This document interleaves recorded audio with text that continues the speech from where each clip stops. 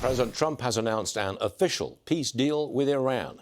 Retired four-star General Jack Keane joins me now. General, can we trust the Iranians and verify that this deal has been carried through properly? Well, first of all, after 47 years, we absolutely cannot trust them. We know for a fact they lie and they cheat. We know even when they talk about a deal, they're somewhat inconsistent. Some parts of their government agrees with the deal, other parts of the government does not. We also know that not only when they say something, they rarely ever do it exactly as they say it. So yes, you're absolutely right. We can't trust them. But listen, the administration knows full well who these people are. We know that what they really are is a version of their predecessors. We killed the Ayatollah and 40 of his leaders.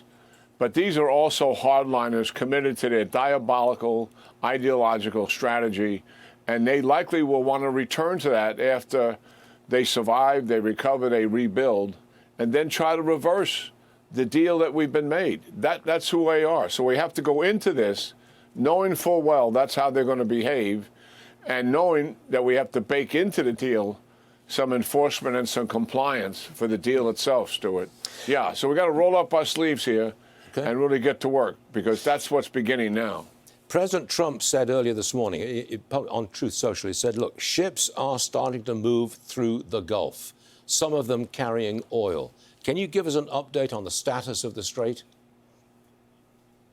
Yeah, well, what's happening on Friday officially, Iran is going to open the Straits of Hormuz that they have been blocking, and we will begin incrementally to remove our blockade of Iranian ports. So some of that is already opening, but that's in the south where we have cleared the straits, and we've been moving a couple of hundred plus ships there clandestinely, for a number of weeks now. The Iranians have some work to do, because some of the lanes that are in the northern part of the Straits of Hormuz, closer to Iran itself, have mines in it. So they're going to have to clear that out. And if they need help, obviously, we would be prepared to help them. But the reality is it'll start slow and then, I think, gradually increase. Now, what we have to do here, Stuart, this is a test for the Iranians.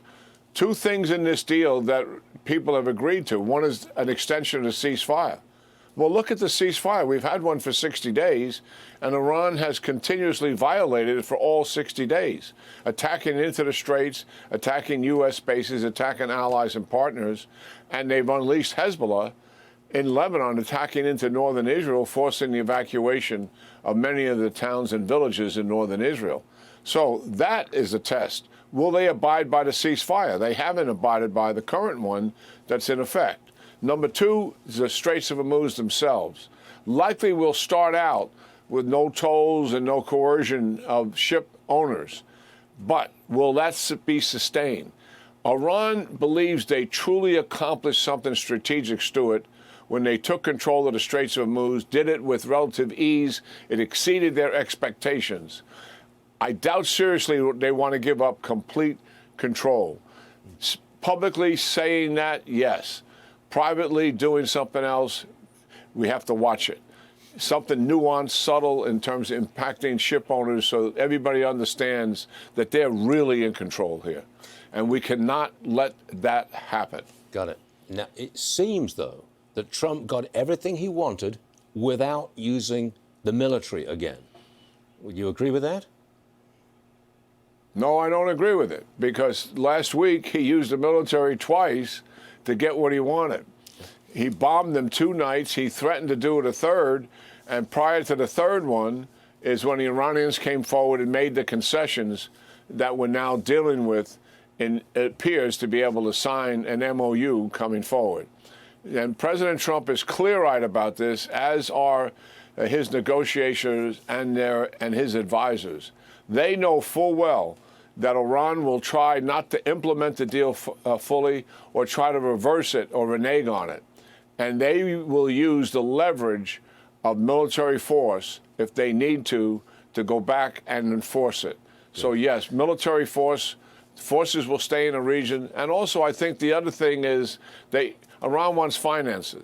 And how we leverage that finance gives us another control over Iran and makes certain they are complying with the specifics of the deal that have yet to be worked out. Remember, in front of us, Stuart, is the hard part. All things nuclear, ballistic missiles, how many, lethality, range of those missiles, and support for proxies. That is tough work, and it's all in front of us. It's like Reagan, trust but verify, trust but verify. Yeah, General absolutely. Jack Keane, always great. Thanks very much for joining us, General. All good stuff. Thanks a lot. Yeah, wonderful, Stuart. Thank you.